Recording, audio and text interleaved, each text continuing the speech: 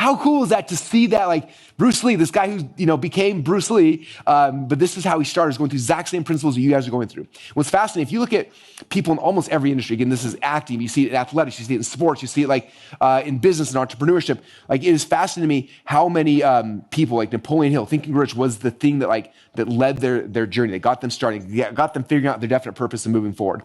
Okay, so in the workbook, in a minute, when we get done with this session, I have a copy of this, you can actually see it, but your homework assignment is going to be actually to write down your definite chief aim. Like, what is that thing for you? And what's fun about this, I like seeing Bruce Lee's because you see a couple of different pieces of it, right? He's very specific. He's not like, oh, I'm going to be successful as an actor. It was like, no, this is exactly what I'm going to do. Like, he talks, I'm going to be the highest paid, I'm going to achieve fame, in my possession, $10 million. I'm going to live the way, like very specific what he wants, right? Most people in life are not specific. They don't have a definite chief aim. Maybe they have a definite purpose, or they have a purpose, like, I'll be happy. They have a purpose, but not a definite purpose. Like, definite is very specific. Like, what exactly do you want, right? And so that's kind of one thought. And then the other thing I thought was cool in here is he talks about, not only do I want this definite purpose, that this is what I'm willing to give in return. I'm going to do this in return. I'm willing to go out there and work hard. I'm going to do these kind of things. And in return, this is what I'm hoping to get from it, okay? So I just want to share that real quick as to kind of lead this in, because I thought it was really fun to see Bruce Lee's definite chief aim and stuff like that. So what I'm doing now is, I've been talking too long, and I want to actually pass it over to our very first guest speaker. You may have heard of him.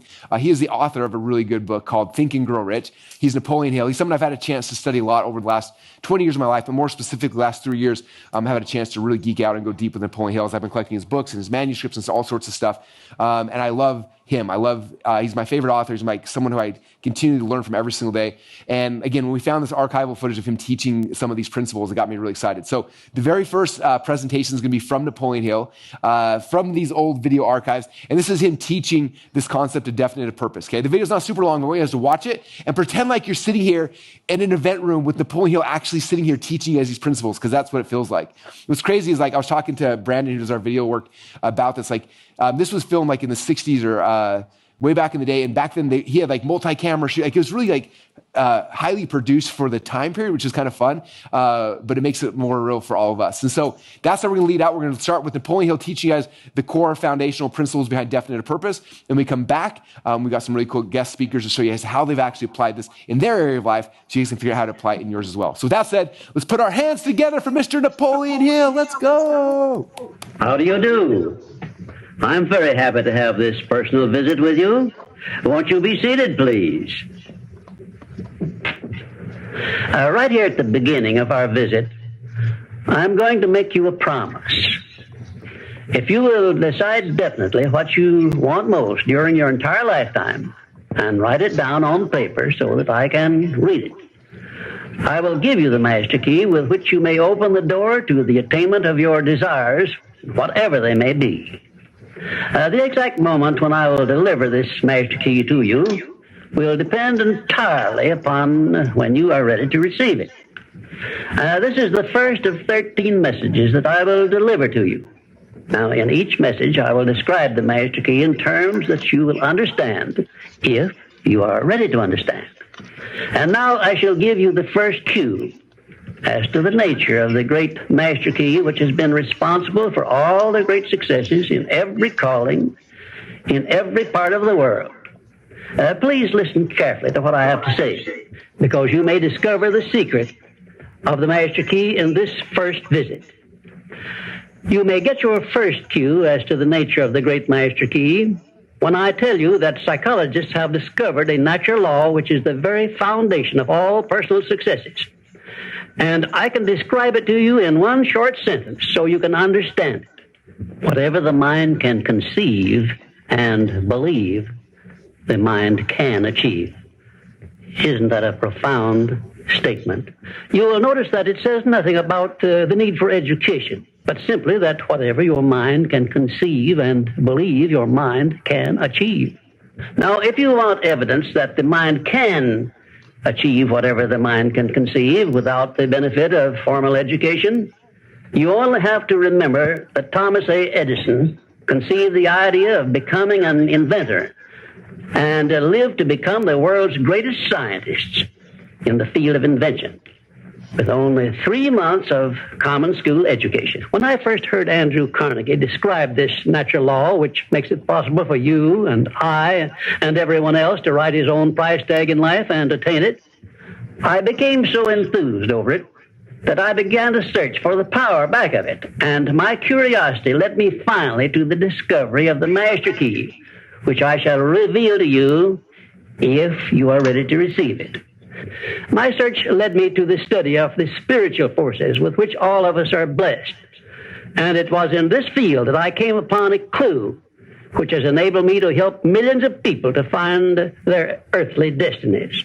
I want to describe my discovery in the simplest terms possible, because it will reveal to you why it is true that whatever the mind can conceive and believe, the mind can achieve, regardless of how many times you may have failed in the past or how lofty your aims and hopes may be. I caught my first fleeting glimpse of the profound law which provides the means by which we may choose our own purpose in life and attain it while I was being coached by Andrew Carnegie during the organization of the Science of Success philosophy. I had just finished telling Mr. Carnegie that I feared he had chosen the wrong person to give the world the first practical philosophy of personal success because of my youth, my lack of education, and my lack of finances. Well, at this point, Mr. Carnegie delivered a lecture that I shall never forget because it changed my entire life and paved the way for my helping to change the lives of millions of people, some of them not yet born. Let me call your attention to a great power which is under your control, said Mr. Carnegie. A power which is greater than poverty, greater than the lack of education, greater than all of your fears and superstitions combined. It is the power to take possession of your own mind and direct it to whatever ends you may desire.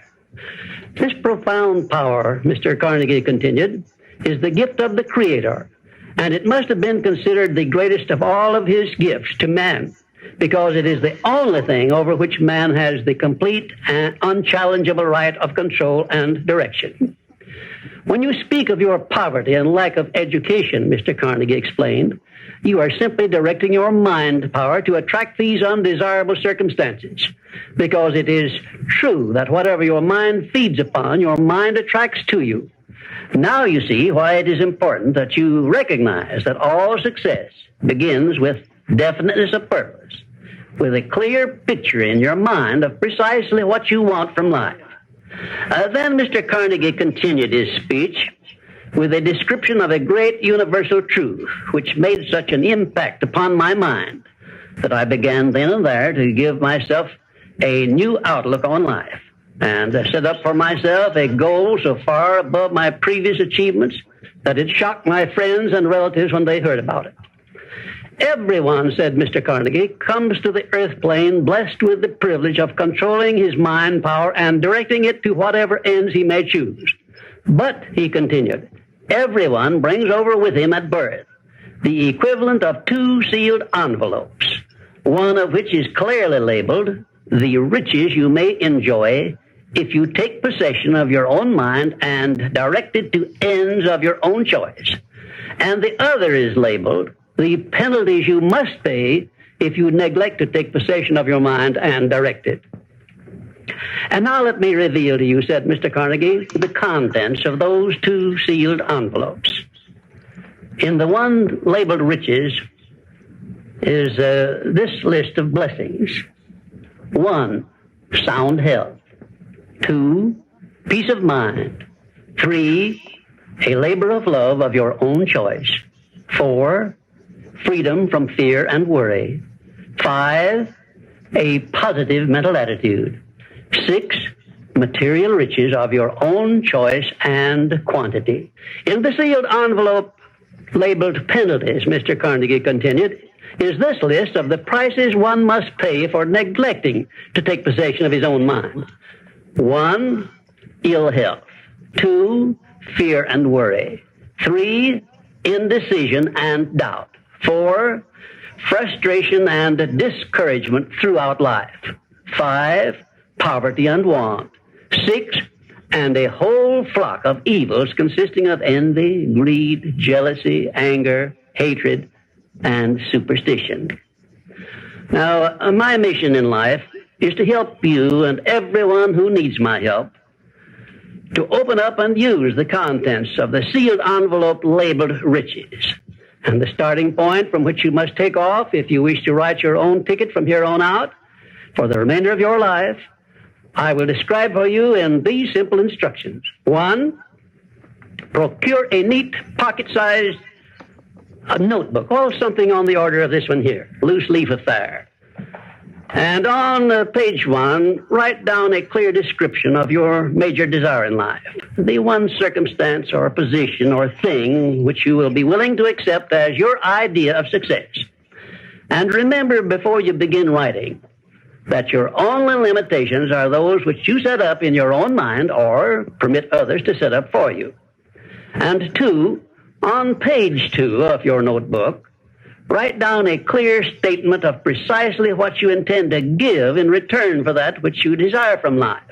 And then start in right where you stand now to begin giving. And 3, memorize both of your statements, what you desire and what you intend to give in return for it. And repeat them at least a dozen times daily. And always end your statements with this expression of gratitude for the blessings with which you were gifted at birth. I ask not, O divine providence, for more riches, but more wisdom with which to accept and use wisely the riches I received at birth in the form of the power to control and direct my mind to whatever ends I desire. If you are not too successful or self-satisfied to accept and express this profound prayer, if you accept it and express it in the same spirit of humble sincerity in which I pass it on to you, a new and a better world will reveal itself to you. A world in which you will see reflected the circumstances and the things which you yourself have created.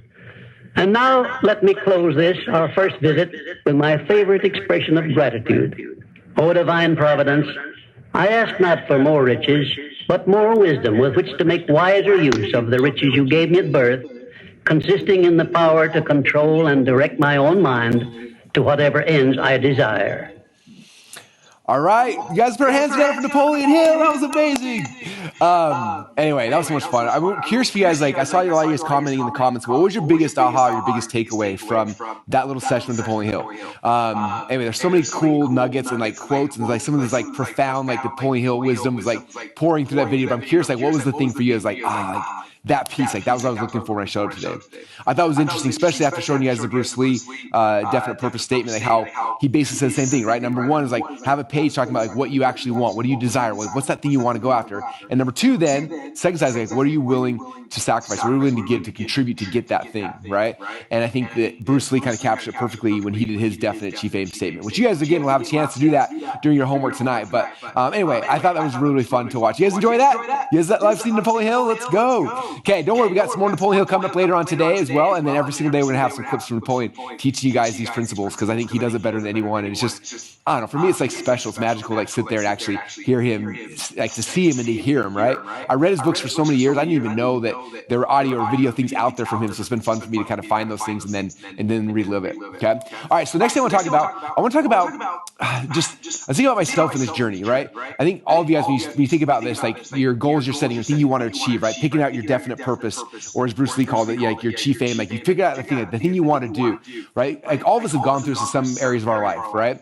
And I think about this, some of you guys have, I'm sure you've heard this story about the hero's journey. The hero's journey is like the storyline that most books and movies are based off of, myths and legends for the last, like, ever since the beginning of time till now, right? And I'm not going to go deep into what the hero's journey is, but it's interesting if you look at like what the hero's journey looks like in every movie, right? So you can go back to, let's say, Lord of the Rings, right? Frodo starts the movie in, it's called The Ordinary World. So he's in the Shire, and he's got this goal, this thing he's going to go achieve, right? And so he leads on this calling. Here's this calling, like, you need to take the ring to Mordor and throw it in, right? And so there's this journey, this call to adventure that Frodo goes on. The same thing's true in almost every movie, right? If you look at Rocky, like Rocky's sitting there, and he's in his ordinary world, and then he gets called to go fight Apollo Creed, and he goes on this journey, this hero's journey, right? It's called to adventure, and then the whole movie's about this adventure, and like it happens over and over and over again, right? In every movie, every book, like in myths and legends legends, like it's the story building, it's the storytelling framework that is like hard coded into our brains as humans. And so we just love it. But I always think about this from like us as people who are trying to achieve something, right? You come back and all of us start our journey, like we're in this ordinary world. Like this is the world that we're born in, right? And for me, I think back,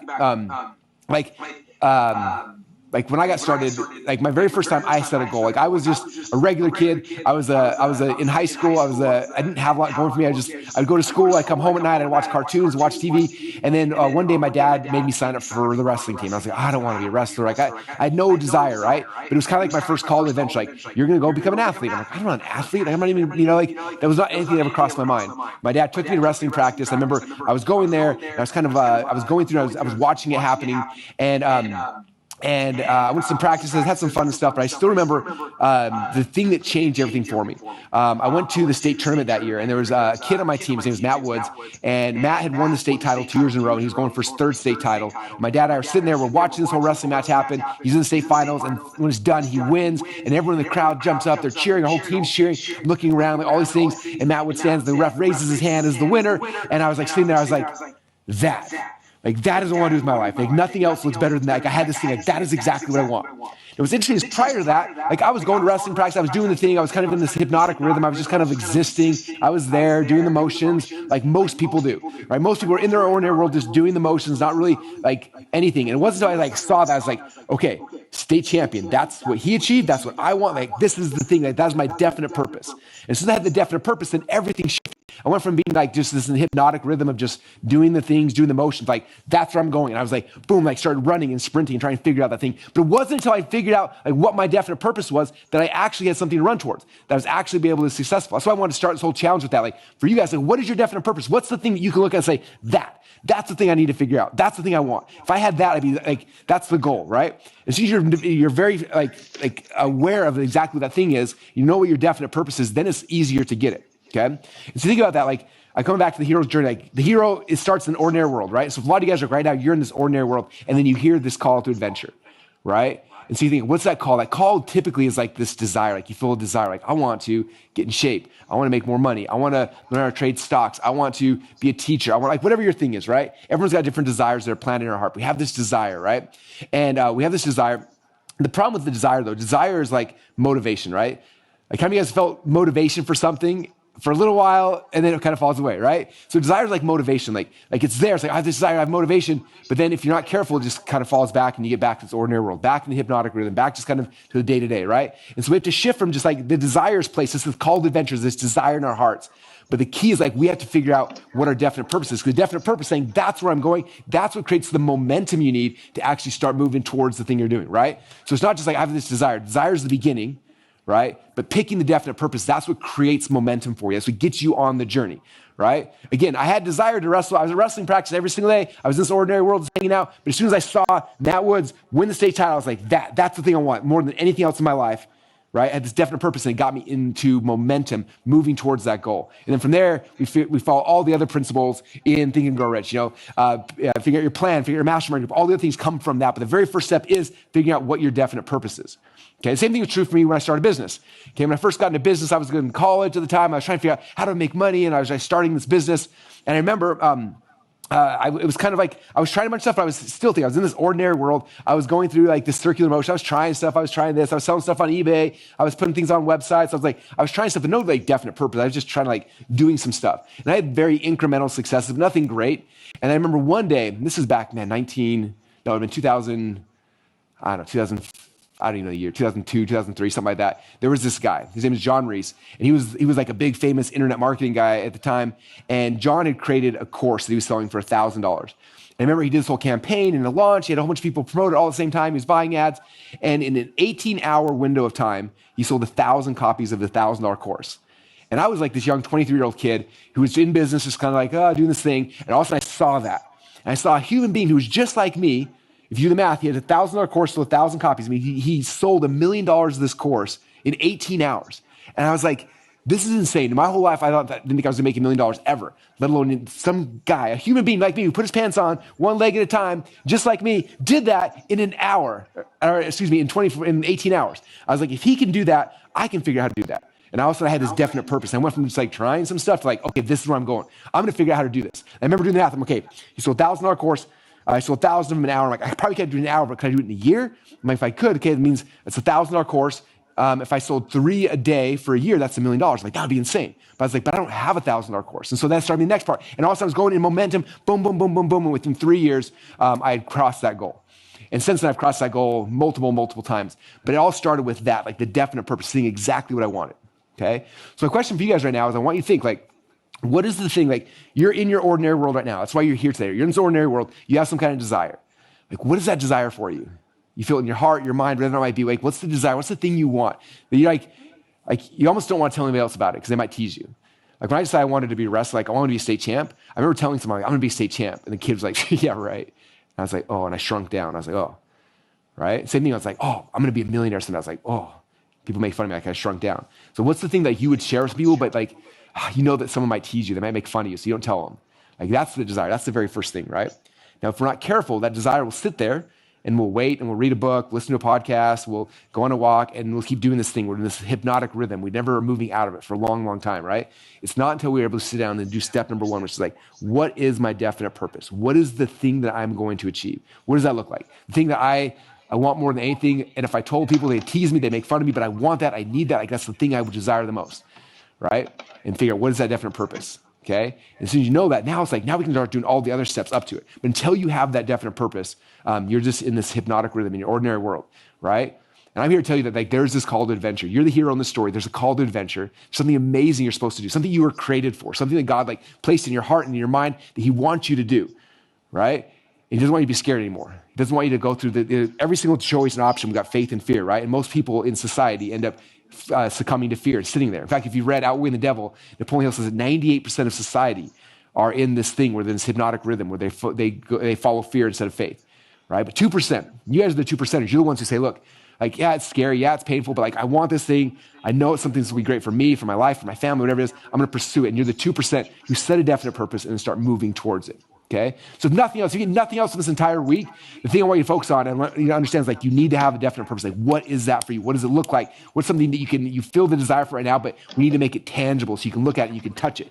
Let's throw up Bruce Lee's thing again. Just like Bruce Lee, like his wasn't like, I want to be successful. Like, yeah, of course everyone wants to be successful. We can throw up slides of Bruce Lee here. Like his is very specific, right? It says, I, Bruce Lee, will be the first highest paid Oriental superstar in the United States. Very specific, right?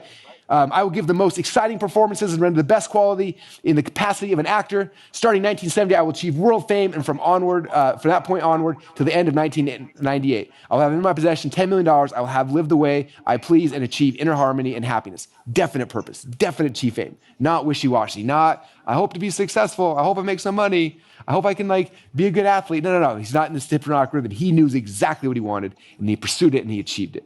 And the same thing can be true for you, okay? So that's the very first thing I really want to focus on is that, like figuring out your guys' definite purpose. Now, we got 2 really cool guest speakers who are here today. Well, they're not here today. We're streaming them in to share with you guys some really cool things about definite purpose. And these are some of the most successful people I know. I called them on my phone. I was like, look, I know you're a Napoleon Hill fan. I know Think and Grow Rich changed life. Would you be willing to do like a 19-minute session teaching how this principle helped you in your life? And so that's who these people are going to be speaking to. The very first person I want you guys to hear from, his name's Tom Bilyeu. And some of you guys know Tom Bilyeu. He owns an amazing company called Impact Theory. He's all over YouTube. He's got a huge podcast. He's super successful. But a lot of people don't know is prior to Impact Theory, he started a little company called Quest Nutrition. Okay? He set a definite purpose. He built that company up and ended up selling it for $1 billion. Is that crazy? Like, I don't know if many people as successful as Tom. And then from there, he got done. And the day he sold Quest, he started Impact Theory. He didn't take like a year off or 6 months. He was like, it's over. I'm starting again. Pick a new definite purpose. Where he's literally trying to compete with Disney. And like, he was like, this is my new definite purpose, and started running afterwards. Again, one of the most successful people I know. But he does it because he follows these exact same principles. So I asked him if he'd come and spend 20 minutes with you guys talking about how definite purpose changed his life, how he does all kind of stuff. And I'm so grateful that he was willing to do that. So with that said, let's cue up the next presentation from Mr. Tom Bilyeu. One of the most important moments of my entrepreneurial journey came to me from Napoleon Hill. And somebody had given me a book very early in my entrepreneurial journey to read called Think and Grow Rich. I'd never heard of it. I'd never heard of Napoleon Hill, but I was very excited to learn anything that was going to help me achieve the gigantic dreams that I had. I was broke. Not too long before this, I had to scrounge for my couch cushions to find enough change to put gas in my car in order to go to a job interview. And I really had big dreams, but I really had no idea how to make them come true. And the person that gave me the book said, this is going to be the thing that will unlock what you have to do in order to actually make your dreams a reality. And I really did not want to be an empty dreamer. I wanted to be somebody that could have a vision of where they wanted to go and could actually figure out how to cross that chasm between where I was, which is a pretty dark and terrifying place, all the way to making my dreams a reality. And I remember at the time I was sitting on a plane way back in steerage, reading this thing, trying to figure out, okay, how am I going to make my dreams come true? And I was flying to meet my then girlfriend, now wife, I'm very excited to say. And on it, every page, Napoleon Hill was saying, I've included the secret to your success on every page of this book. And the first time he said it, I didn't pay much attention. The third time, fifth time, 10th time. And I started thinking, hold on, I still don't know what he's talking about. So what is the only thing that's been on every page of this book? And I was sitting there on the plane, and I remember when this hit me, it was like being struck by a lightning bolt. And I literally looked up and was like, did anybody else just feel that? Because what I realized was the only thing that was on every page of the book was that if I believed I could, I could. And if I believed I couldn't, I couldn't. And that was transformative. That moment I realized, whoa, hold on a second. My brain is step one. My mindset, what I would now call my frame of reference. My frame of reference is going to dictate everything that is downstream of that. And if I'm in a negative mental state and I have a set of beliefs that tell me that this is my lot in life, this is as far as I'm ever going to go. I've been dealt a hand of cards in life. It's not a very good hand, and that's just it. That's as far as I'm going to go. This is all I'm ever going to have. Then my behaviors will align with that belief. But if, on the other hand, I choose to believe, and it is a choice, I choose to believe that if I believe in myself, that I can align my actions to that belief, and then I can actually make progress. And the reality is that's true. And even though the book is called Think and Grow Rich, the reality is, and let me be abundantly clear, you are not going to think your way to riches. You are going to act your way to success. But what the book made me realize was that the thing that controlled my actions were my thoughts. And so you're not getting your thoughts together for the secret where you're going to wish for a parking spot and it's going to appear, or you're going to manifest money. All of that is BS. It is not going to work. But what is going to work every single time is what I call the only belief that matters. And this is exactly what I ended up taking away from Napoleon Hill and Think and Grow Rich. And the only belief that matters is that if you put time and energy into getting better, you will get better. So you have to figure out, what are the things that I need to get good at in order to be successful? And then you go relentlessly acquire those skills. And if you do that, then you're really going to be able to make progress. Now, what I love about this first section here from Napoleon Hill is that he was introduced to the 500 most successful people of his time, titans of industry, people that we read biographies about today. These are people that have managed to build something so extraordinary that they are still relevant today. That the lessons that Napoleon Hill has aggregated from these people and taught to all of us are just as relevant today as they were when they were written, as they were when I read them on that plane, and they have continued to serve me. And lesson number one, and there is a reason that this is lesson number one, is that you must have definiteness of purpose.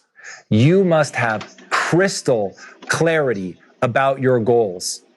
If you lack clarity on your goals, you will not be able to overcome all of the difficulties that are coming your way. One of the truest things ever said about success is that if it was easy, everybody would do it. It is going to be hard. It is going to be one of the most difficult things you ever do, is Build enough momentum pointed in a single direction that you are actually able to achieve the things you want to achieve. The world is truly conspiring against you. I know a lot of people are going to tell you that the world is working for you, that the universe has your best interests at heart. I do not believe any of that. I think it is extremely difficult, but if you know exactly where you want to go and you're willing to pay the price to get there, you can achieve virtually anything you set your mind to. Now, just because it's hard doesn't mean it won't be fun, and it should be the single most fulfilling thing that you ever do. If you walk into it expecting it to be easy, you are going to get caught off guard all the time. You really have to understand that this is going to be a test of wills, and you are going to find out exactly how bad you want this. All right. No matter how much you want it, if you don't have clarity on where you're going, you're never going to get there. Now, this is where I see entrepreneurs fall apart all the time because they think they have clarity, but in reality, they're like 10 layers away from the level of clarity that they're going to need. It will go something like this. Dear entrepreneur, do you know what you're trying to achieve? Yes, Tom, I know exactly. Okay, tell me. I'm trying to win a gold medal. Okay, a gold medal in what? The Olympics? Yes, Tom, a gold medal in the Olympics. Amazing. Are you trying to win one for the Summer or Winter Olympics? Summer, fantastic. Tennis or swimming? Swimming, wonderful. Backstroke, freestyle medley? What are we doing here? And the reason that you need that level of clarity is because ultimately what you are going to have to do is make sure that every 15 minutes of your time is spent as efficiently as humanly possible. Once you know exactly what you're trying to accomplish, then you'll know what to do with the next 15 minutes of your time.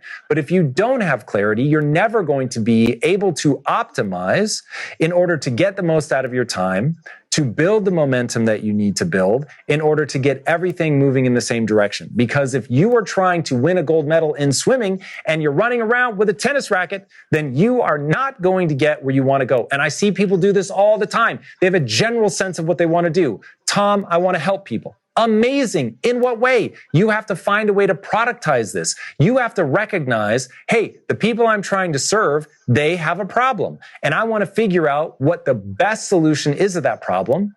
I want to deliver that either as a product or a service in a way that's 10 times better than anybody else. And the only way that you're going to build something that extraordinary that people will recognize as being good for them is if you have extreme amounts of clarity in terms of what you were trying to do. Now, a fascinating thing about the idea of hitting the mark, knowing what your target is and going for it is in several languages. The word for sin comes from archery and it means to miss the target. It's that rooted in our evolutionary past, quite frankly, for us to equate the bad thing with missing the target. Now, what's the easiest way to miss a target? Is to not know what it is, right? We've all heard that phrase before. If you don't know what you're aiming at, you will miss it every time.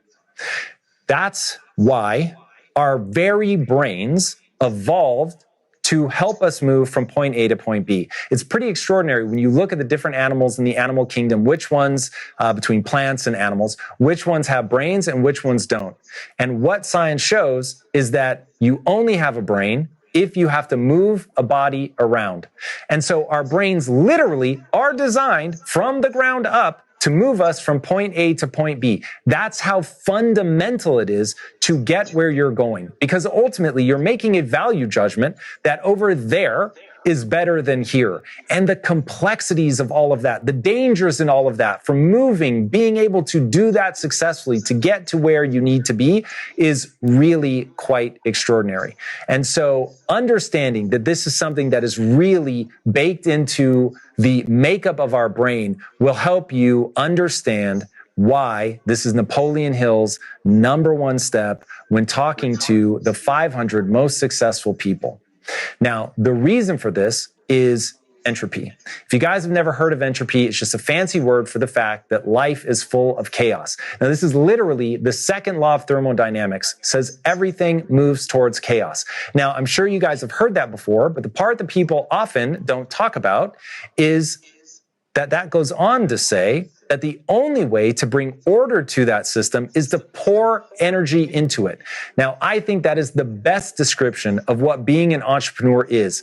You have a world of chaos. You have competitors that are trying to outcompete you. You have customers that want the world and more, and they want it all for cheap or for free. You have a world that is changing rapidly. Just think about the moment that we're all in right now with AI and how radically that transforms things seemingly from day to day. And if you're going to build a business, if you're going to do something successful, if you're going to achieve a grand goal, you are going to have to overcome all of that entropy by pouring a ton of energy into that system. Now, this becomes the next big mistake that I see entrepreneurs make. They pour a ton of energy into the system, and they're not able to capture any of that directional momentum. So they're really active. They're moving around a lot. They're super busy when you reach out to them, and yet they're not going anywhere. And they spin their wheels for years, sometimes a decade plus. Sometimes you get somebody in their 40s and 50s, and life just never added up the way that they wanted it to add up. And the reason that they're never able to get where they want to go is they don't understand a nautical term called velocity made good. The concept of VMG, of being able to angle your sails in a way to capture the energy from the wind in such a way that it's actually taking you to your destination and not just in some aimless direction that the wind happens to be blowing. Now, it's one of those ideas that seems very simple, but it is exceedingly difficult to do, and it only comes if you know exactly what you're trying to accomplish. Now, I know that a lot of people want to believe that the universe is working for them. I find the universe a very confusing place when I think of it as working for me, and I believe it to be a very predictable space when I think of it as moving towards chaos, as things actively working against me, as other people in the space trying to learn everything that I'm doing to outcompete me, to bring me down. And my goal is to get a group of people around me, to galvanize them with a sense of purpose, to point us all in one direction, to know exactly where we're trying to go, to know why we're trying to get there, to make sure that we're contributing to the world in a way that everybody can get excited about, that they're going to have passion over. So as things are getting very difficult, that they have a place to dig deep inside of them and pull out the energy to keep going so that we can all hit that shared aim. Now, when that shared aim is very clear and you're able to message it to people and you're able to intoxicate them with certainty that you see, we're here. We're trying to get there. There are 72 steps between where we are and where we're trying to get to. And if we just execute relentlessly along, touching each of these 72 milestones along the way, we are going to get where we want to go. You're able to give that group something to hold on to. You're able to give them a vision for exactly how they aim the sails so that they can get exactly where you want to go. And when you have that, now you're able to actually capture the momentum into a directional movement. And when you can do that, when you can capture the directional movement, you can now enter into something I call the physics of progress. The physics of progress are exactly how you're going to iterate your way to your goal. All right, I'm going to give you a quick rundown of the physics of progress. And this literally is a loop that you're going to live in, but it all starts with understanding exactly where you want to go. Okay, so step one, you're going to identify that goal. We know where we're trying to get to. We know why we're trying to get there. And now we need to identify the obstacle that stands between where we are now and where we're trying to get to, or the series of obstacles. Once you know where you're trying to get to, you know the obstacle that stands between you, then you want to come up with a hypothesis on how you're going to overcome the obstacle before you and actually make meaningful progress towards your goal. Now, that's going to be just your best guess. And this is where a lot of times people will get paralyzed because they're hoping for some brilliant insight. And the reality is the physics of progress is an iterative process. You just need to make your best guess and try it. So you're going to come up with that hypothesis. You're going to turn that into an action you can take that you think will actually help you overcome that goal. You're going to set a KPI ahead of time, a key performance indicator, a number that you think when I do this thing, I'm going to make progress in this very specific area. You're then going to do that thing and you're going to see if you actually made progress towards your goal or not.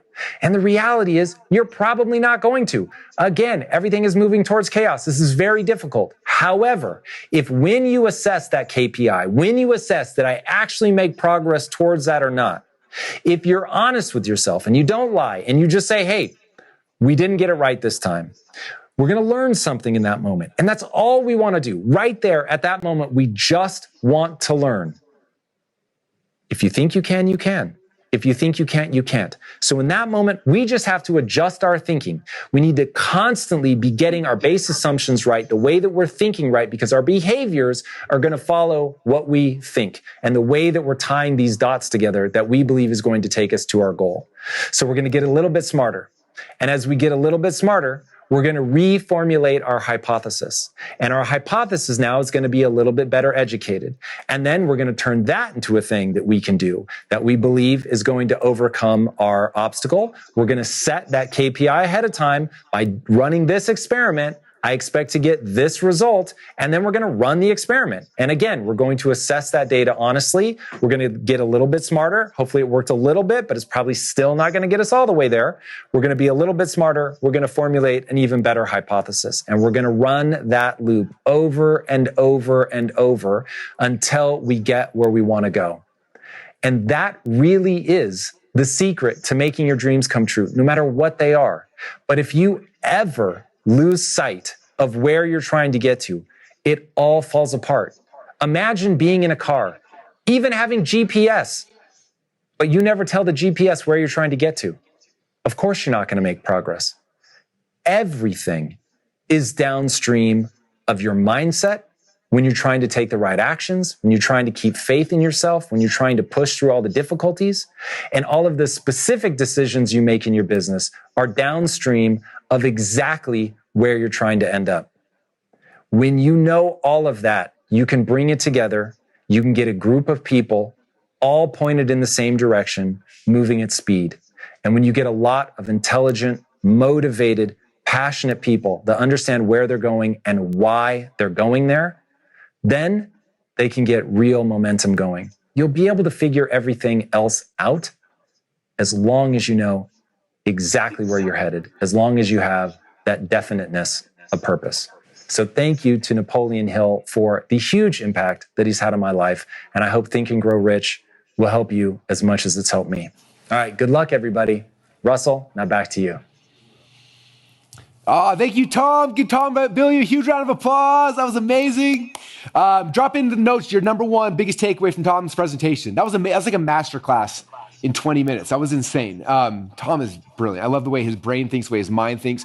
I think my biggest takeaway personally for me, I've heard him say this before, every time it comes back to it, is like the number one belief, the only belief that actually matters is what? Do you guys remember what it was? The only belief that actually matters is that you believe that if you work at something, you can get better. Like that's it. And most people don't believe that anymore, right? I think about this throughout time. Like when you're a kid, you're a little kid, like you believe everything's possible. Like I have a 9-year-old daughter right now, Nora. She's so cute. She thinks everything's possible. She wants to do all these kind of things, right? You see that like that in people's eyes when they're young, and then they get a little older and a little older, and then they go through high school and they graduate high school and they start college. And they're dreaming about the world, and then they go through college. And then the worst thing possible happens. They get a degree that says you know something, and then for most people, like from their brain stops growing. Right? I got a degree. I know everything about it. And they just stop, and their progression stops. It's like the saddest thing in the world, right? For you guys who are here today, you understand, like, no, it's like, as long as you're willing to, like, you learn and to grow, like, there's no stopping it. You can continue to grow forever. And if you believe that if you continue to work at something, you'll get better, like, that's the only belief that actually matters. So, so good, so good. So thank you, Tom, for hanging out with us and, like, sharing all that kind of stuff. He's the best. So, all right, next, and by the way, it's fun seeing your guys' comments all flowing in here. I hope you guys are reading everybody's comments back and forth to kind of cool to see how everybody's got their different, like, ahas that came through from the same session. I love that. Okay. We got one more speaker who's here to also talk about definiteness of purpose today with you guys. And this is what I'm really excited for. I'm curious. I love all of Napoleon Hill's work, but I think my favorite is probably Outwitting the Devil. How many of you have read Outwitting the Devil? Okay, so our next speaker is actually the person when the foundation got the manuscript. So if you haven't read the Outwitting the Devil book, it's amazing. Basically, Napoleon Hill wrote it a year after Think and Grow Rich, but he never published it in his lifetime because he was scared that he would, I don't know, it was, if you read it, you'll see kind of why, but he was too scared to publish in his lifetime, so he never did. When he passed away, his wife got it. She never published it. It wasn't until years later that the foundation got it and decided to publish it as a book. And it's one of his best things he's ever put together. But when they found the manuscript, Sharon Lechner was one who had a chance to read through it, to edit it, get it all down, and then she put together the book, Outwitting the Devil. So if you've read that book, Sharon's, her contribution to it was huge. And so obviously while we're putting together this Think and Grow Rich challenge, I'm like, who would be something amazing to come? Because she's had a chance to sit like in the actual manuscripts of Napoleon Hill's work and like study them and learn them and like at probably a deeper level than almost anybody else has before. And she's such a phenomenal person. I love her. I love her brain. I love her mind, how she works. And so I asked her if she'd be willing to come and present for you guys as well. And luckily for me and for you and for everybody, she said yes. And so that's our next presenter talking about definiteness purpose. Let's put our hands together for Sharon Lechner. Let's go. Hi, I'm Sharon Lechner, and I'm excited to talk to you about definiteness of purpose. As Napoleon Hill said, it is the foundational element of all success. What is your purpose on earth? Goal-oriented. What problem do you want to solve? What need do you want to serve? Every successful business in the world solves problems and serves needs. But so many of us have a hard time deciding what our purpose is. Napoleon Hill says, whatever your mind can conceive and believe, you can achieve. And it's so true. It starts with our thoughts. We can control three things: our thoughts, our words, our actions. But if our thoughts are crazy, we think we're not good enough, or we have negative thinking, it impacts everything else. And my definiteness of purpose is financial education, elevating the financial literacy, elevating the financial well-being of humanity. And it has been my singular focus because I was raised in a household where we learned about money at the dinner table. And when I got out into the real world, I realized that not everybody had that benefit and that we weren't teaching about financial education in school. But it was when my oldest son went off to college and came home in credit card debt. We were stunned. We didn't even know he had credit cards. I was pretty mad at him, but more mad at myself because I thought I had taught him about money. That was December of 1992. And that was a turning point in my career. That was when I dedicated the rest of my career to financial literacy and financial education, because it made me mad. So your passion can be from something you love what you do what you love, or it can be from something that makes you mad. I have dedicated myself, and I'm still as passionate about it today, as I said, to get financial education in the school systems and to provide financial education to entrepreneurs and to young people so that they can achieve the level of success that they deserve. You were born perfect. You have every opportunity to create massive success in your life. But we have these things that develop when we're little. You know, as it relates to money, you hear things like money doesn't grow on trees, pinch your pennies, save for a rainy day, we can't afford it. So you hear this money negative, money negative, money negative, and our subconscious believes that to be true. And that's where our scarcity mindset comes from. And once you identify that, you can start releasing it and almost turn it into humor and realize that we live in a world of abundance. And Napoleon Hill said, positive mindset. That's in that envelope of blessings. Understanding that you have every opportunity to create success. Now, after I found out about my son, I started working with school systems, hence the white hair. And then a few years later, I met Robert Kiyosaki, and we wrote Rich Dad, Poor Dad. And that started a 10-year partnership where we wrote 15 books together and created the Rich Dad brand around the world. Incredible. So honored to have been part of that. And it became the world's largest personal finance brand. But 10 years into it, I did not feel like I was on purpose on my definiteness of purpose. I knew there was more for me to do. I thought Rich Dad was my legacy, but it's like there's something else. And that's when I got the call from the President Bush asking me on the first President's Advisory Council for financial literacy. I served both President Bush and President Obama, but that allowed me to pursue my definiteness of purpose in a different way. My purpose never changed. The pathway I chose to accomplish changed. And then in March of 2008 is when I got the phone call from Don Green at the Napoleon Hill Foundation asking me to step in and help reinvigorate Napoleon Hill's teachings. Remember what was happening to the economy in 2008. Wow, what an incredible honor. Stepping outside the personal finance brand into the world's largest personal development brand, Napoleon Hill. Oh my goodness. What an incredible opportunity. Very humbling. I read Think and Grow Rich when I was 19. Had a huge impact on my life, as I'm sure it has on yours.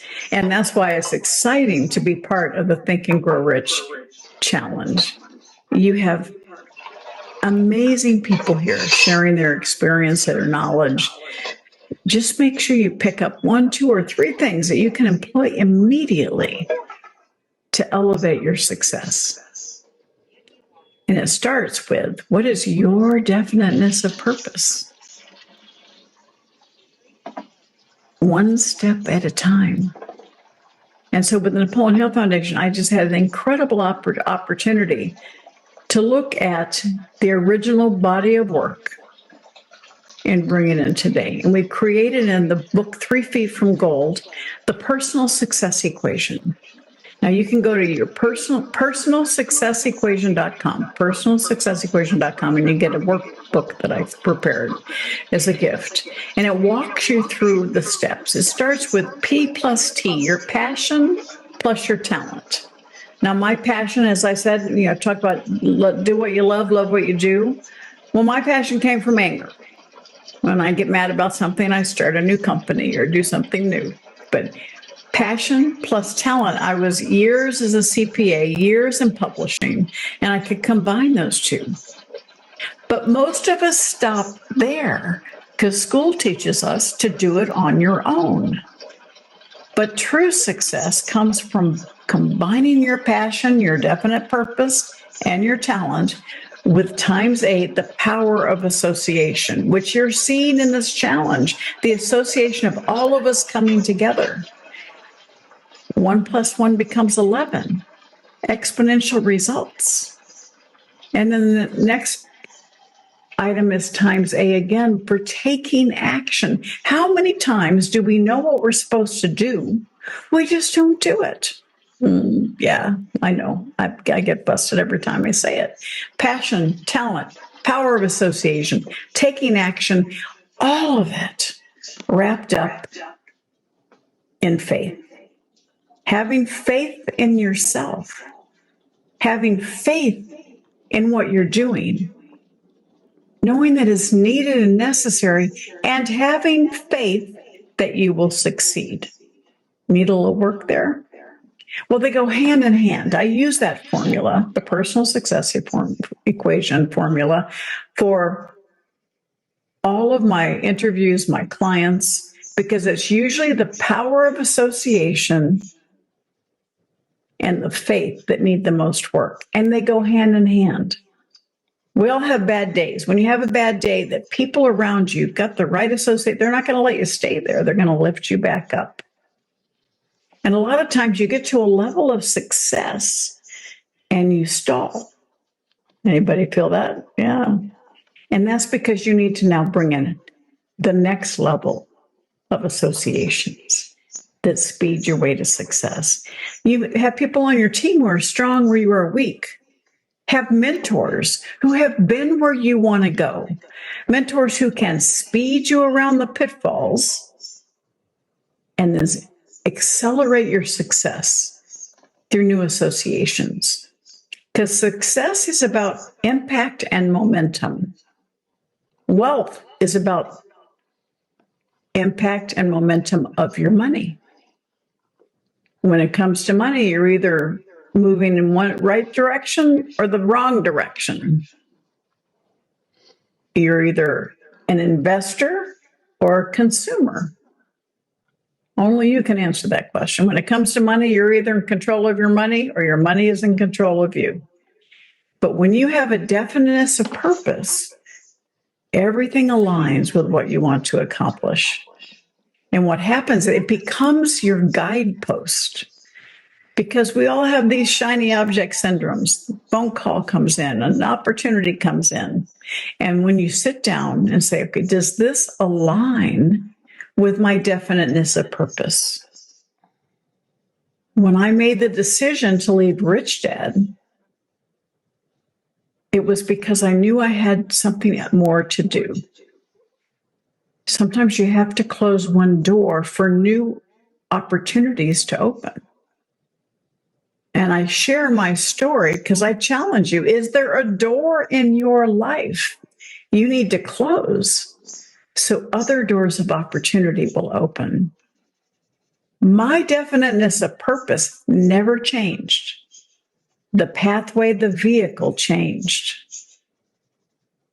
What is your definiteness of purpose? Download the personalsuccessequation.com if you still need a little help in identifying it. And remember, what problem do you want to solve? What need do you want to serve? That's how it starts. Now, my second book with the foundation was Outwitting the Devil. And it was written by Napoleon Hill because when he released Think and Grow Rich, he realized that fear prohibits us from reaching the success we deserve. In Think and Grow Rich, he added a last chapter, 6 Ghosts of Fear. But then he sat down and wrote this entire manuscript. The title scared his wife to death, and it was locked away for 73 years. I had the incredible honor of bringing it out to the world, and it was mind-changing. And it starts with definiteness of purpose. He goes through a process of getting rid of the fear. And step 1 is definiteness of purpose. Everything else follows that. Knowing what you're thinking about, what you're saying, and what you're doing, aligning it with your definiteness of purpose. And then learning from adversity. Bad things happen to good people. Every successful person has had negative things happen to them. Learn from it. It's an occurrence, not a definition. So definiteness of purpose, learning from adversity, and mastery over self, self-discipline, habits, establishing good habits that allow you to align with your purpose and stay true to it. Now, sometimes it helps to have people on your team who help you establish and maintain those good habits. Accountability partner, I have one. And then, hugely important, control over your environment. Who are you hanging out with? I'm glad you're with us right now. Who are you listening to? Who are you watching? Who are you reading? That impacts your subconscious. Even if you're not paying attention to it, if it's going on in the background, your subconscious is picking it up. If you are hanging around with people who are pulling you back, and sometimes it's our own family, pay attention, limit the time you're with them. Surround yourself with people who want you to succeed, people who encourage you, excite you, motivate you, inspire you. And maybe sometimes push you a little bit, because that's what's going to keep you going. It feeds your energy. It turns that fear into faith. You know, I talk about turning fear into fuel, and then you can focus and create faith. You have that opportunity. But first, you have to identify the source of the fear. And when you're around people that are negative, put that little cone of protection on. I use this cone of protection and allow them to come up to your level. Don't let them pull you down to theirs. And then The next step he talks about is control over your time. Now, you can tell I'm not a spring chicken. Very important to understand that you can make money, lose it, and make it back. But time, you don't get back. And so are you investing your time or spending your time? You know, during COVID, it was so apparent. People were using that time to retool their business, to educate themselves, to get them moving and figuring out what their next moves are going to be. Or they were on the sofa watching TV. Which side do you think had definiteness of purpose? Which side was ready to soar when the world opened up again? So are you controlling your environment? Are you controlling your time? Because again, you can control your thoughts, your words, your actions. So definite purpose comes from that passion and your talent and your desire to solve problems or serve needs. But it is fulfilled through having the right people around you, not trying to do it on your own. Power of association, taking the right action, and having faith and confidence in yourself. And as you become successful, so my drive and desire went along with what I was doing in the world of financial education. I became financially free at 38. That gave me my time back. And then I could focus my time and energy on creating the Rich Dad Band, on being part of the Presidential Advisory Council, on working with the foundation to accomplish my definiteness of purpose, which is as strong today as it was in December of 1992. I'm testifying before the State Board of Education in Arizona right now, trying to get personal finance education required for high school graduation. What is your definiteness of purpose? Because everything you do, you can take a step back and say, does this align with my definiteness of purpose? Does this align with what mark I want to leave on the world? We talk about legacy, right? And legacy is not when you're gone. Your legacy is created every single day with every heart you touch.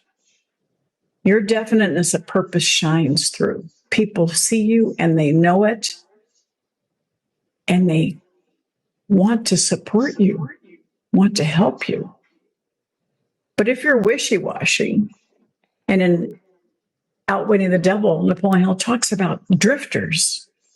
So drifters kind of go with the flow. They go whatever. They're not using their mind. Napoleon Hill says only 2% of the world are independent thinkers. Everyone else drifts. Well, you're part of that 2%, I know. But a drifter doesn't have a definite purpose. And you just kind of exist, go through life. But when you know what you want, you'll know who you want to align with to accelerate your success, because you want a bigger impact. You want to be successful, but you want to live your legacy and you want to create maximum impact. That's when you're aligned with your definiteness of purpose. So ask yourself, who do you need to align with? Who are you listening to? Who do you need to add to your circle of associations? I am honored to be part of your association right now. We are here to support and serve you and helping you position yourself in the highest and greatest area of potential, because you have a job to do. No matter, we talk about, things have stopped us in the past. Well, whatever that was, it could have been a death, a divorce, a financial setback. You made it through it. You're here for a reason. And you now have an opportunity to share what you did so you can help others. So I go, turn your mess into your message, into your mission, and you'll become someone else's miracle. But it starts with your definiteness of purpose. Reach out to me. Let me know what your thoughts are and how we can support you to achieve a bigger impact. God bless you. You are fabulous. Thank you, Sharon. That was amazing. Give Sharon a huge round of applause. Let's go. All right, you guys. How's the first session so far for you guys? We're only halfway through today. We already got through all definite purpose, which was so much fun. And I want to do something really cool, actually, because we're going to move on to the next principle from Napoleon Hill, which is the mastermind. And I'm so excited to go deep with that. We got some more Napoleon Hill clips, some really cool speakers coming in. But before we transition to the next principle, I want to stop for a minute and I really want to drive this one down and give you a few minutes to think about it and actually figure out what is your definite purpose. I'm curious, those who are watching now, how many of you guys I know what my definite purpose is? If that's you, raise your hand. You're I know exactly what it is. I know where I'm going. Boom. All right, from the faces I can see, we're about 50-50. How many of you guys I'm not sure yet. I got to think through this. This gets me excited to think through it, though, because this is how I'm going to change my life. How many of you guys there? All right, there's the other half. There's probably 10% who aren't raising your hands. So for the rest of those who are not raising your hands, you don't have a definite purpose. I very guarantee. Otherwise, your hand would have been up. So anyway, what we're doing now is inside the workbook, we have a couple pages for you to do some homework. So we're going to give you guys 5 minutes right now to actually do that. So here's the link. If you don't have it now, the workbook is thinkandgrowrichchallenge.com/workbook. And then pages 11, 12, and 13 is where the homework assignment is. So you can go there and you can see basically what we're going to do is we're going to have you build your version of the definite chief aims document just like Bruce Lee did. Because if it's good enough for Bruce Lee, it's good enough for me. I don't know about you guys. I love Bruce Lee. He's amazing. So that's kind of game plan. So if you go to page 11, 12, and 13 inside your book, and just start thinking through it. For some of you guys, this will be easy. I know exactly what I want. This is what I'm willing to give for it. And you'll be able to knock it out really quick. But some of you guys, this is going to be I don't really know. I'm trying to figure out what should I do? What should my definite purpose be? And that's okay too. I just want you guys to start thinking about this. This is not an assignment that needs to be done in 5 minutes. This is an assignment we're going to spend 5 minutes on. And then today when the challenge is over, I'd probably spend some time tonight thinking about that, talking about with your family or your employer or whoever it is that you're around and trying to figure out what your definite purpose is, right? Everyone who works for me, I want them to have a definite purpose. For myself, I want one. My family, my kids, my wife, I want all of us to have a definite purpose. Otherwise, we're just stuck in this motion of drifting and never actually moving, right? Okay, so that's the game plan. We're gonna spend 5 minutes really quick going through the homework assignment. When we get back from the 5-minute countdown, we're moving into session number 2, which is all about the mastermind. So that said, we're gonna cue up some music. We're gonna countdown clock. You got 5 minutes to fill out page 11, 12, and 13 inside your homework. And again, there's the link, thinkandgrowrichchallenge.com/workbook. I'll see you guys back here in 5 minutes. Ready, go.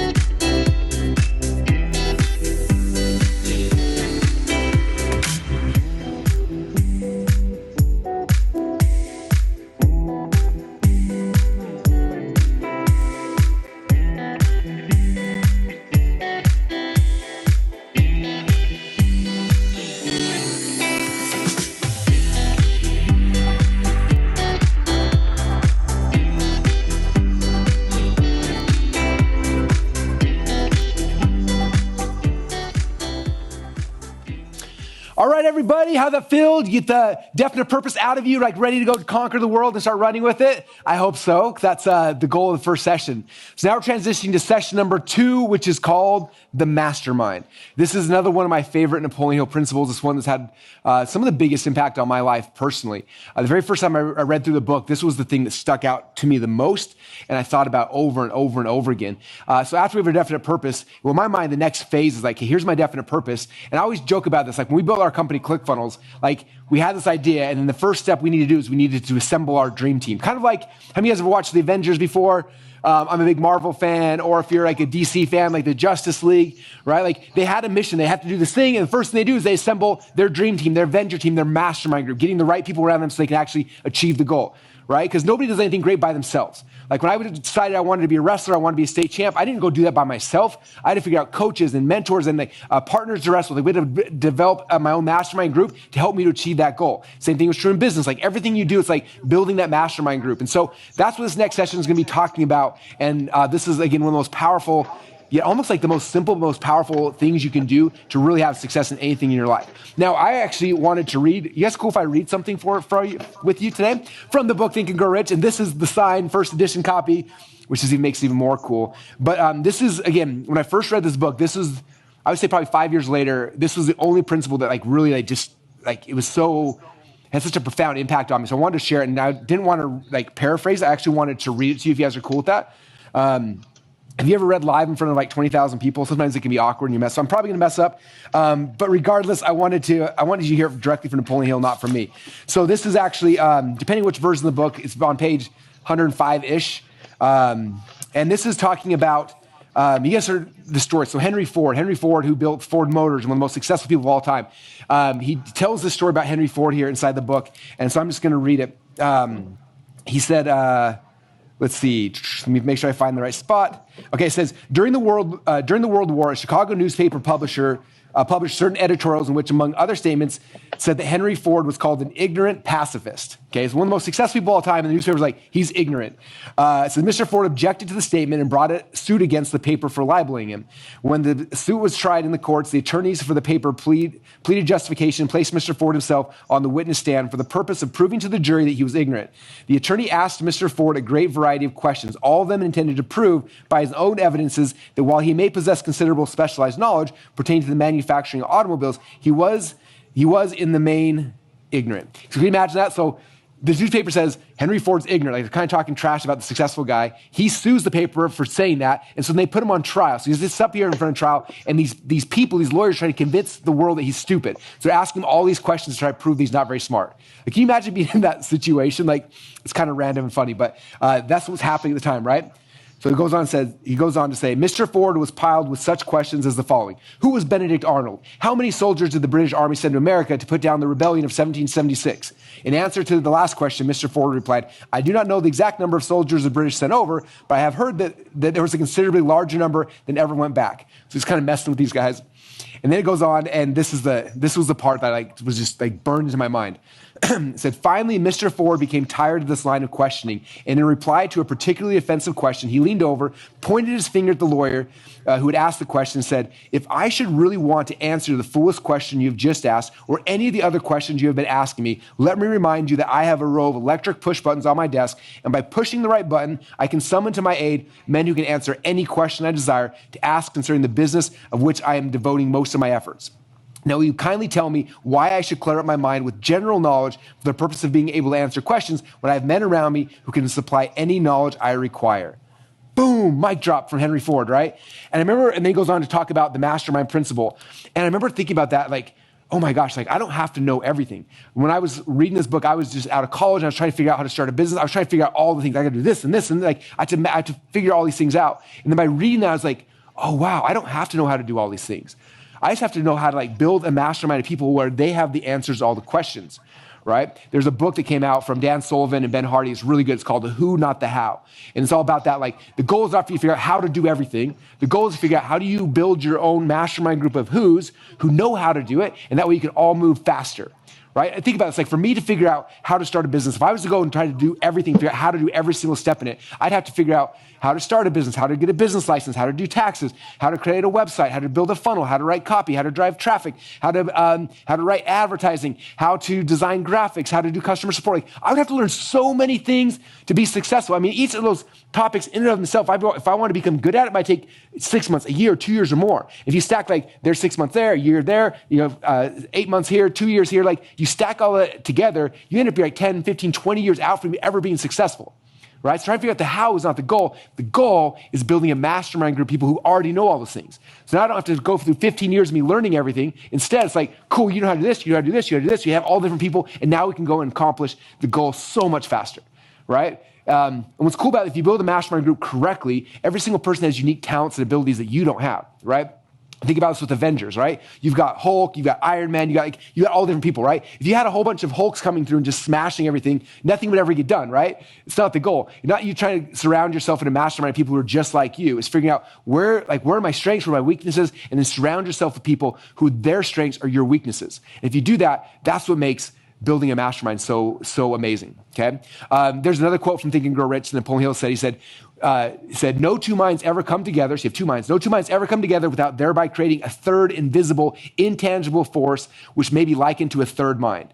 So it's this third mind that comes when two people come together and form an actual mastermind alliance, right? And if you get more people together, like imagine what ends up happening, right? 1 + 1 does not equal 2 in this situation. In a mastermind, 1 + 1 equals 3.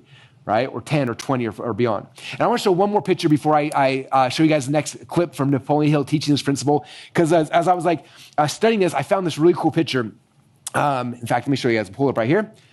So this is a picture of a group called the Vagabonds. You guys heard of the Vagabonds before? If you want to, there's books about them, everything. But I found this picture, and actually Jeffrey Gitomer, who's going to be speaking, I believe, tomorrow to you guys, he's the one that showed me this picture. He's like, do you know what this is? I'm like, no. He's like, this is the original mastermind group. This is where Napoleon Hill got the idea, and all this stuff came from this group right here. I was like, who? I don't know who these people are. Back in the day, they're all famous. Everyone knew, but do you guys anyone know who these people are? If you do, I'm curious. All right, I'll give you the names. This right here, this is Henry Ford. This one right here is Thomas Edison. This one right here is Harvey Firestone. Okay, 3 huge names, 3 titans of their industry. And then the fourth right here, a lot of you probably haven't heard of him. He's the guy with the beard. This was actually their social media manager.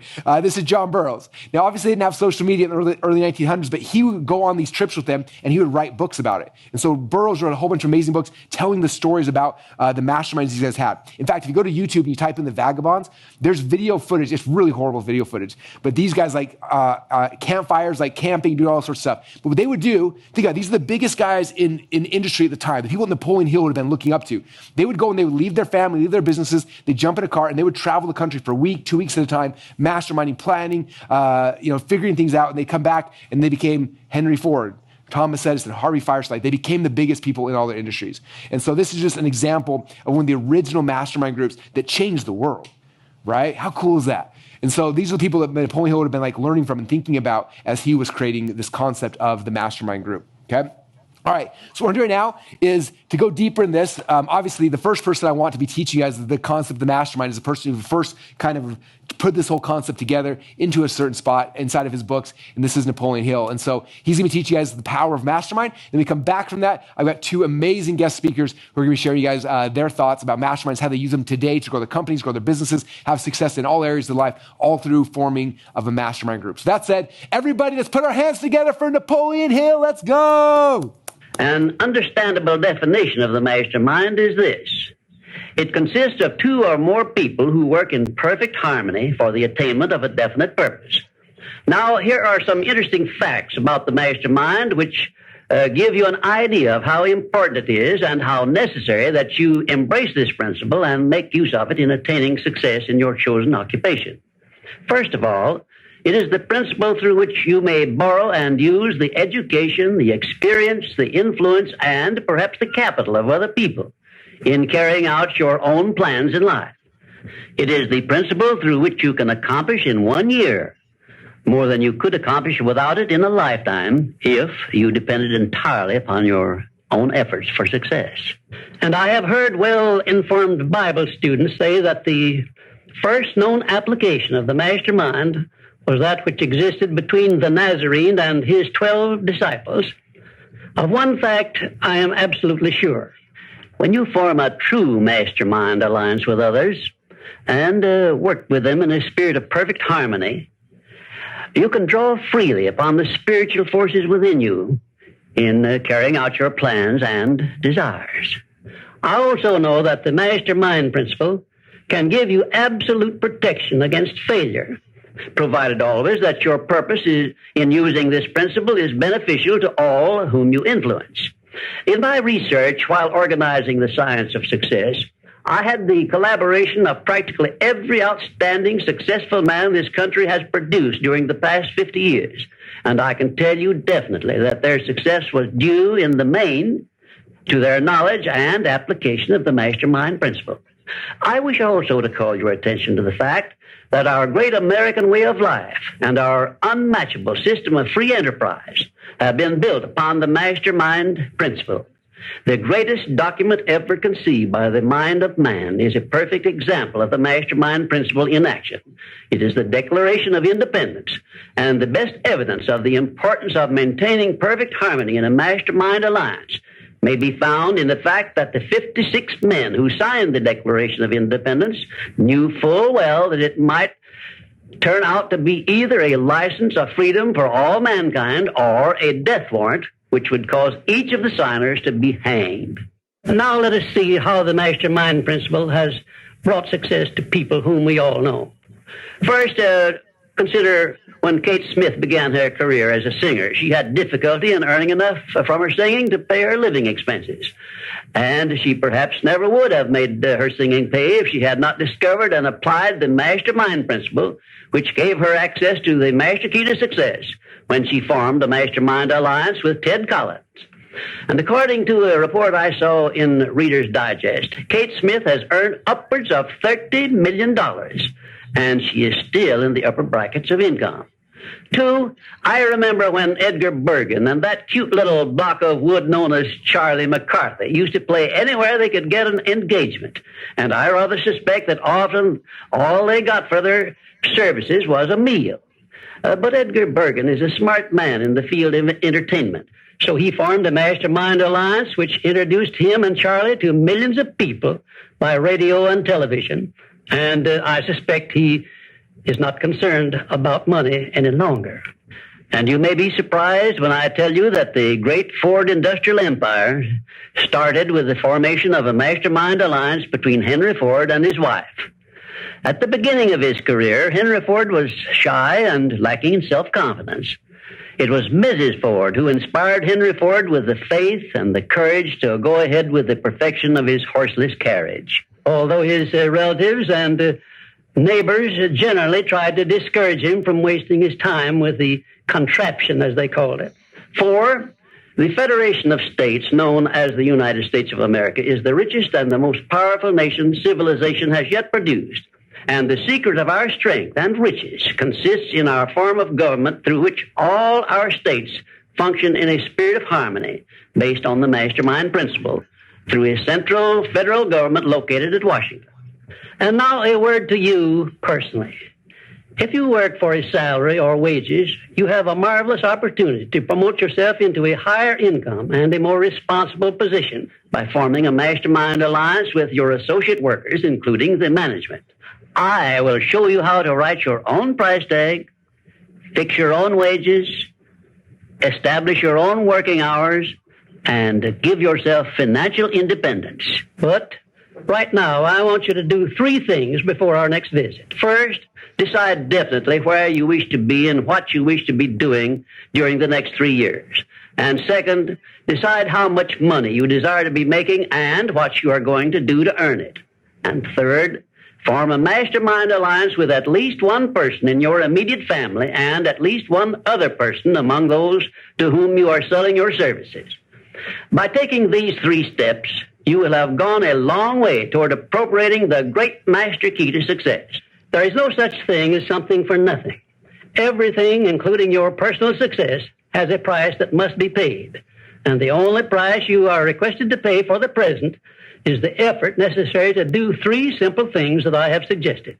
Now, before you begin to take the three steps I have suggested, there is one important fact I wish you to remember, and it is this.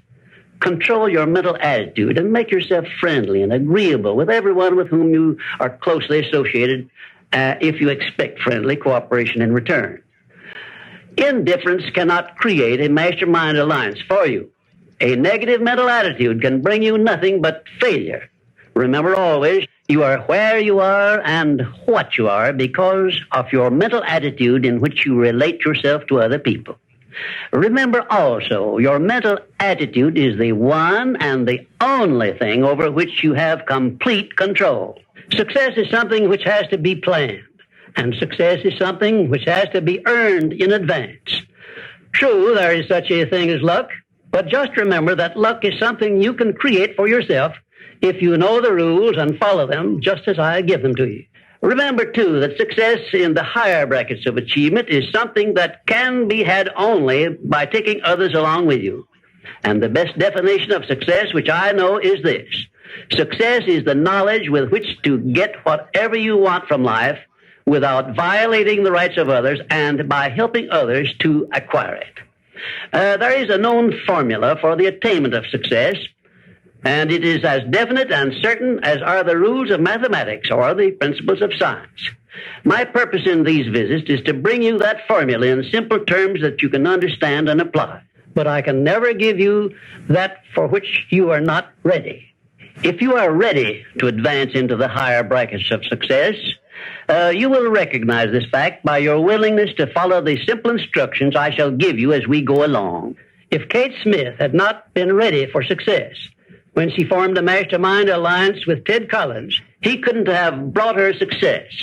This thing called success is a very profound and interesting thing because the line of demarcation between success and failure is so slight that it is often hard to tell where one ends and the other begins. For example, in my association with the late Henry Ford, I recognize that he had thousands of people working for him who had much more education than he, more magnetic personalities, more ability to make friends, and a much better chance of succeeding than Mr. Ford had when he was working for wages. But Mr. Ford had one simple quality the others who worked for him did not possess. The same quality I will clearly describe for you in my future visits with you. Meanwhile, I would be interested in knowing if you can describe this one simple quality Henry Ford possessed, which made him the greatest industrialist this nation has ever produced. In my next visit, I will give you a definite clue as to the success quality which helped Henry Ford spread his influence throughout the world and make himself richer than Croesus, despite the fact that he had only a meager common school education. Until then, please be of good cheer, will you? And just remember that your only real limitation is the one you act and set up in your own mind. Let's give Napoleon a huge round of applause. That was amazing.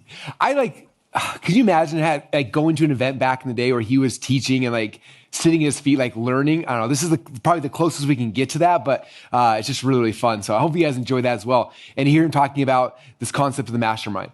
It's such a powerful concept. I remember, again, not that you guys all know who I am or not, but my entrepreneurial journey started 20 years ago.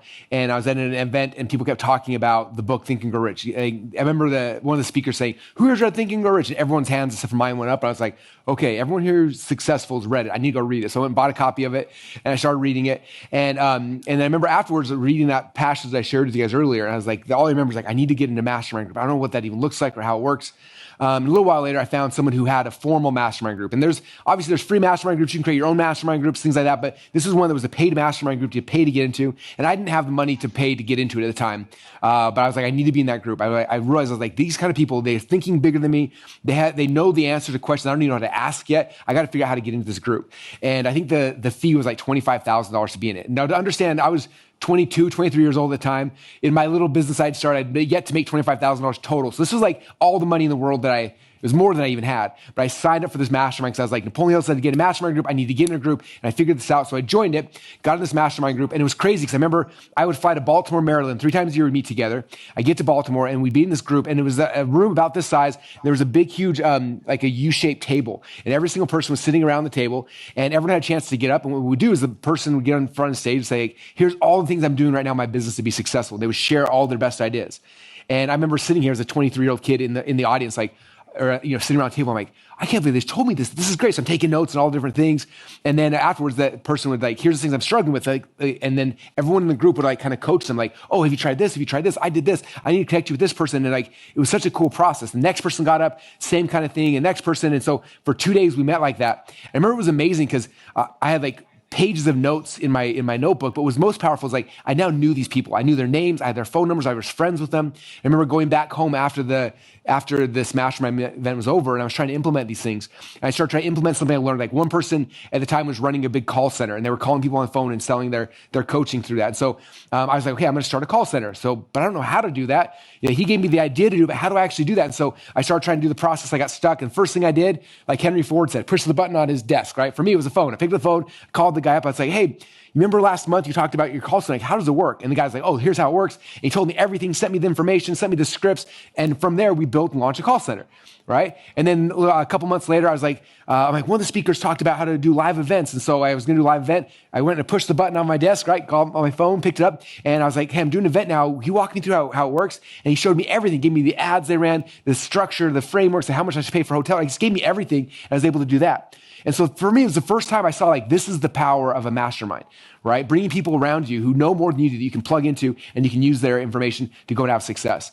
And so that was the first time really building a mastermind. Then I started thinking about like when I launched my core company is called ClickFunnels. Some of you guys may have heard of it. We launched this company 10 years ago. And the first it was me and my business partner, Todd. Like we had the idea, like this is what we're going to do. So we knew like, again, we were back here. We were in this ordinary world, like just making things, trying to run a business. Also, we're like, we should build software that builds people's sales funnel. Like that became like the definite purpose. So we started running. The first thing we did is like, we don't know how to do all these things. Like I know how to run ads. So we're like, okay, who knows how to run ads? And so we brought John Parks on the team who could run ads. And then we know how to do this. So we started bringing the next person. We brought other developers and partners, and we built like this mastermind team that we then use that to go and to build and launch and grow and scale our company, right? Over the years, sometimes mastermind, people of this core mastermind have fallen apart. Sometimes we brought new people in, but like that was how we built the foundation that became our company, right? I think about this right now with Secrets of Success. Like a lot of you guys, when you sign up for this challenge, on the thank you page, there was a VIP option, right? Where you could join as a VIP and then you get 30 days for free inside of our membership site, Secrets of Success.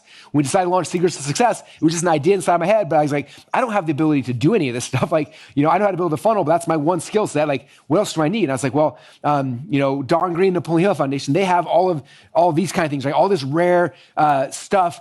Like I don't have this stuff. They did. So it's like, we need to be partners with them. And then I didn't know how to go get a hold of them, right? And then I met Justin Benton. He has all the VIPs meet Justin. He became part of the mastermind. He brought people in. And then Jenny started running stuff. Like we started building this mastermind group of people to actually execute on the company's Secrets of Success, which now is growing. It's like it's a really fun, exciting company, right? The Think Growers Challenge, like this challenge alone was the same thing. Like we're gonna do a challenge. Okay, how do we do that? And so we brought together a mastermind, like all the people that are speaking, these are parts of the mastermind we brought together. The people that promote it, people who are filming it, people who are editing, like I don't know how to do all these kind of things. Like I only know how to do one thing, which is like get people excited about something, right? Everything else were other people in my mastermind group who plugged this together to make it actually happen, okay? So for you, as you're figuring like, what is the definite purpose? What's the thing you want to do, right? The next thing is realizing like, I don't have the skill set currently to do all the things I need to figure that out. So who is the mastermind group that I need to start plugging together? I need, again, come back to the Avengers analogy. I need a Hulk. I need an Iron Man. I need a Captain America. Like, who are those people for you that you need to be able to put in together so you have the resources you need to actually be successful? One of the biggest mistakes people make is that whenever they're trying to be successful, and this is true in business, but any area of life, is that they know the vision. Like, this is what I want to do. This is my definite purpose. But then they come back to the problem is they don't have the resources. Okay, now this is an important word. They say, I don't have the resources to do it. It's true. They don't have the money. They don't have the knowledge. They don't have the resources. Okay, but there's a little shift you got to make. You may not have the resources, but you got to be resourceful. Okay, building a mastermind team is how you become resourceful. That's the difference. Okay, it's not like I don't have the resources, I can't do this, so you give up. It's saying I don't have the resources, therefore I must be resourceful. How do I like bring the people together? How do I assemble my dream team, my mastermind group, so I can achieve the goal that I want to have? Okay, and so understanding that all of us, resources are always in limit, but your resourcefulness never is.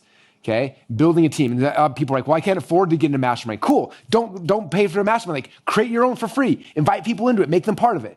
Like, well, no one wants to be part of my mastermind. Like, why not? It's like, I don't know. Well, the reason why is because you have this definite purpose you want, and your job now is to convince other people this is a really cool definite purpose. When I built ClickFunnels, it wasn't just like, hey, I'm going to do this thing. You want to work with me? No, like I had to sell people on the vision. Like, this is what I see. This is why it's going to be excited. This is my definite purpose. Like, come with me on this journey. And that's how we got people to be part of it, right? Your job is if you believe enough about your definite purpose, you got to then present it in a way that gets other people to want to be part of your mastermind, to come to be part of what you're trying to create. Does that make sense? Okay. And if you really believe in the thing you want, you're going to figure out how to be your source, how to tell your story in a way that gets people excited to come and be part of it. Okay. All right. So that's kind of all I wanted to rant on for a little bit. Hopefully that was helpful. But I want to cue up our next couple speakers, okay?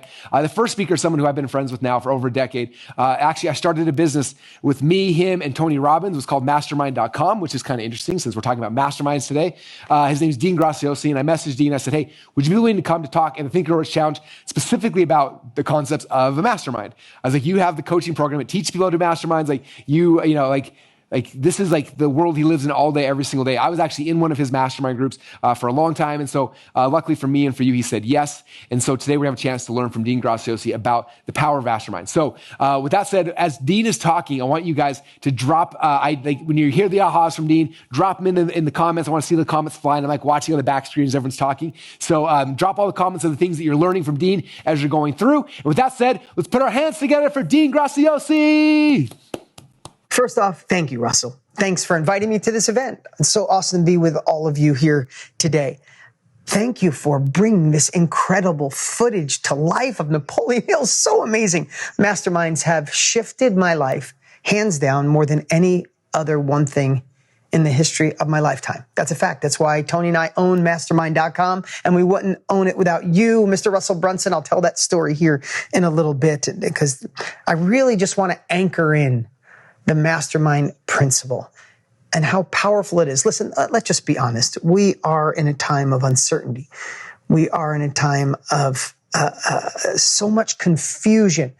We're at a time where the game is changing at an exponential rate. Things that used to take us months, years to do, we can do in moments. And when things move that fast, we need to be an inch ahead. We need to be one step ahead. We have to have the skills, the capabilities, the connection, the group, the belonging to something so we're not left behind like a wave, right? If you're a surfer, you don't want to be 10 feet in front of the wave. It never works. You don't want to be 1 foot behind a wave. You miss it. You want to be one step ahead of that wave so it pushes you into the shore. And I truly believe that the mastermind concept, the mastermind principle, as Napoleon Hill coined it, is the fastest way to go from where you are to where you want to be because of the collective wisdom. So I'm going to just pull back the curtain a little bit on why masterminds mean so much to me. I look at them through a really simple lens. The best masterminds in the world are when you are in a room of like-minded people, no different than Napoleon Hill described, like-minded people with similar goals, and you feel so comfortable that you can go to that group and share your biggest breakthrough.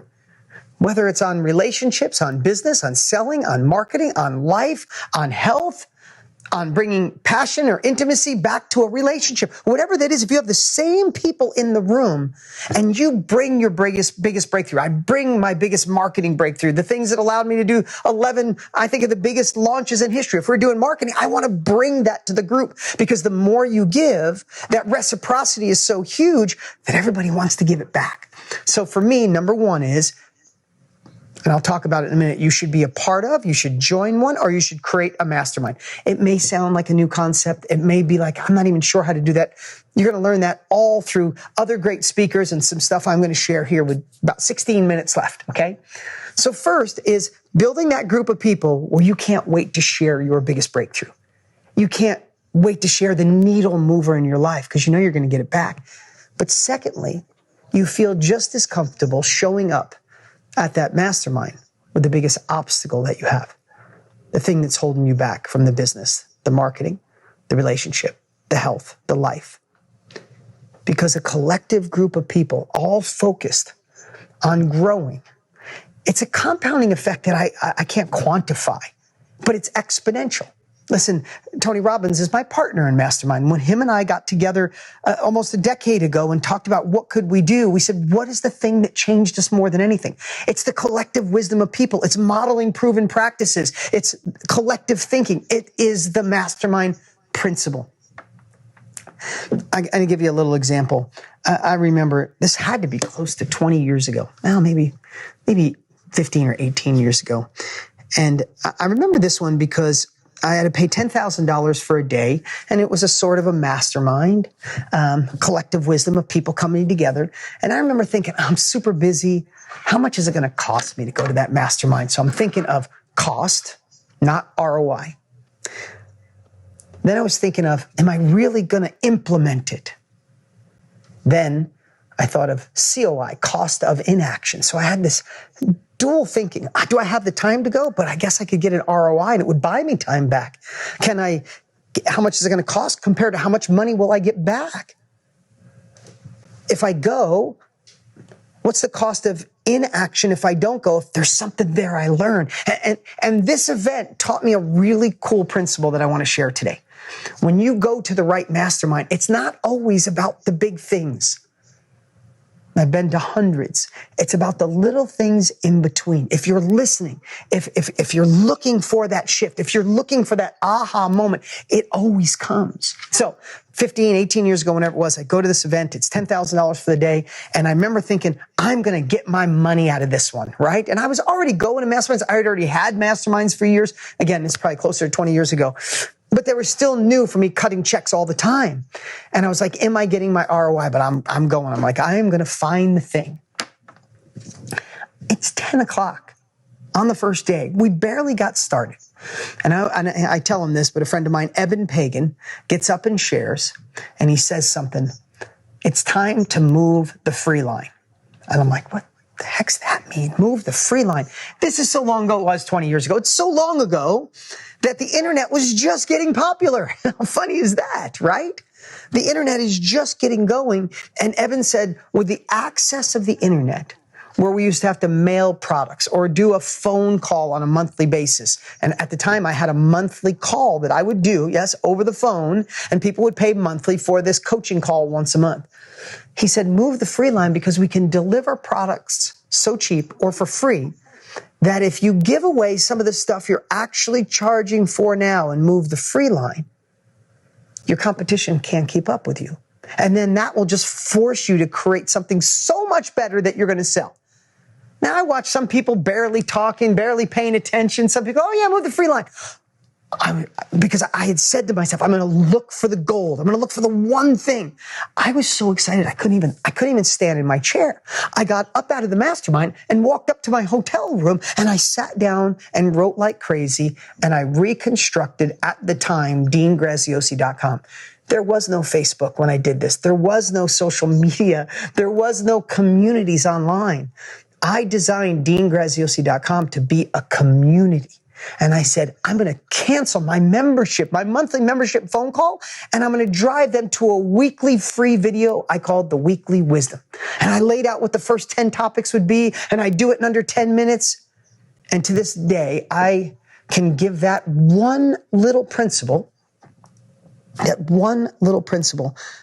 I can give it credit for tens and tens of millions of dollars.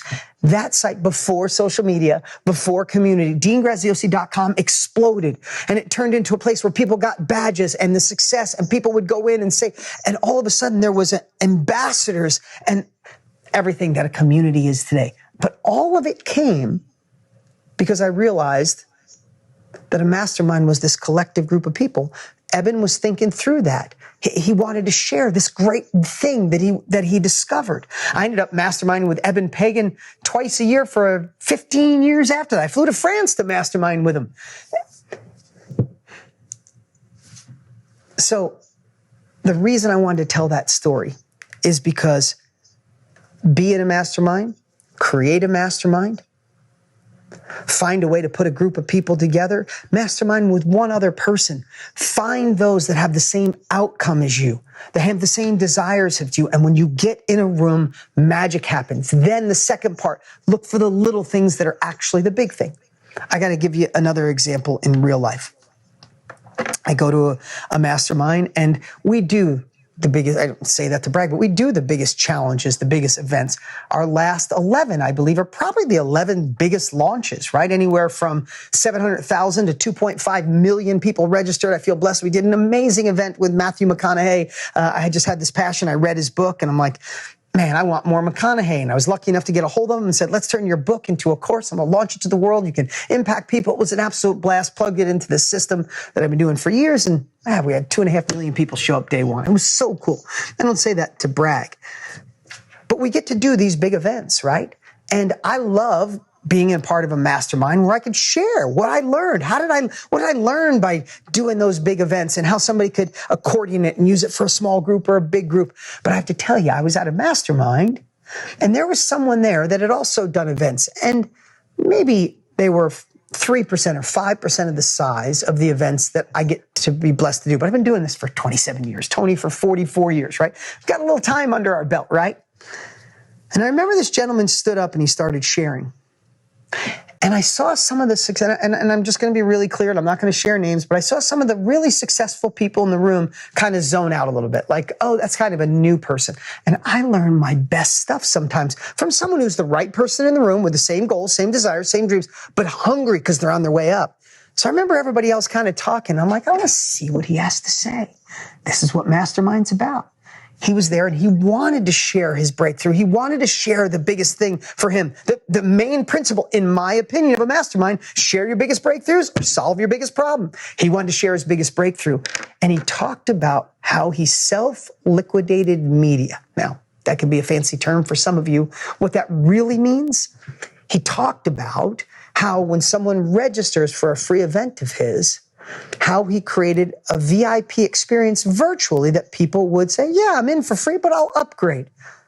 And I was like, what did he just say? I've done something like that for 15 years, but not exactly like that. And I'm writing like crazy, and I'm looking around, and there's nobody else writing this down. And I'm thinking to myself, you guys are all missing it. It's the little things between the big things. You're in a freaking mastermind. Look for these gold nuggets. This is what changed the world. This is why I love masterminds, why I own mastermind.com. It's why Russell bought it and gifted it to Tony. And I thank you, Russell. You're the most amazing human on the planet. It is our passion. It is our desire. And over the years, I found a way to extract what I need. Long story short, I write this down. I plug it into our big challenges, where this gentleman might do a challenge and do 20,000 or 40,000 people. I plug this process into doing it with 1 million people. It was millions of dollars just like that. It helped us fund our media, and it gave our students a better process. It gave our students a better option. If they wanted to watch on YouTube, they could, but they could watch on Zoom. They could have VIP. They could have extra Q&A. They could keep the trainings for life. All these cool things that I did 80% of it, but not in the way of this subtle little small shift, boom, rocket ship. So I want to share something with you right now. I'm going to challenge you right now. If we were getting together for a mastermind, it could be on the success principles. It could be on Napoleon Hill.